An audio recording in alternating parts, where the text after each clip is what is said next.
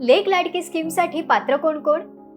1 April 2023 रोजी किंवा त्यानंतर जन्मलेल्या 1 किंवा 2 मुली असलेल्या, पिवळा किंवा केशरी रेशन कार्ड असलेल्या कुटुंबांना ही योजना लागू आहे.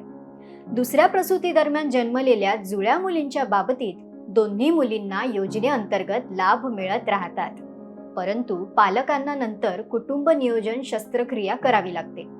1 एप्रिल 2023 पूर्वी जन्मलेल्या मुली आणि त्यानंतरच्या मुली किंवा जुळ्या मुली जर असतील तर कुटुंब नियोजन शस्त्रक्रिया करणाऱ्या पालकांवर अवलंबून राहून योजनेअंतर्गत पात्र राहतील.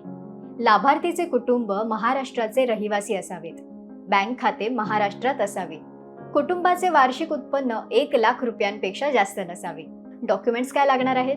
लाभार्थीचा जन्माचा दाखला, कुटुंबाचे वार्षिक उत्पन्न 1,00,000पेक्षा जास्त नसल्याबाबत तहसीलदार किंवा सक्षम अधिकारी यांचा दाखला, आधार कार्डची झेरॉक्स, पालकांचे आधार कार्ड, बँक पासबुक आणि त्याची झेरॉक्स कॉपी, रेशन कार्ड, लाभार्थ्याचं शिक्षण घेत असल्याचा शाळेचा दाखला म्हणजेच बोनाफाईड, कुटुंब नियोजन शस्त्रक्रिया प्रमाणपत्र, पहिल्या अपत्याच्या म्हणजेच पहिल्या मुलीच्या 3ऱ्या हप्त्यासाठी, दुसऱ्या अपत्याच्या म्हणजेच दुसऱ्या मुलीच्या 2ऱ्या हप्त्यासाठी तुम्ही अर्ज करीत असाल तर कुटुंब नियोजन प्रमाणपत्र सादर करणं अनिवार्य आहे.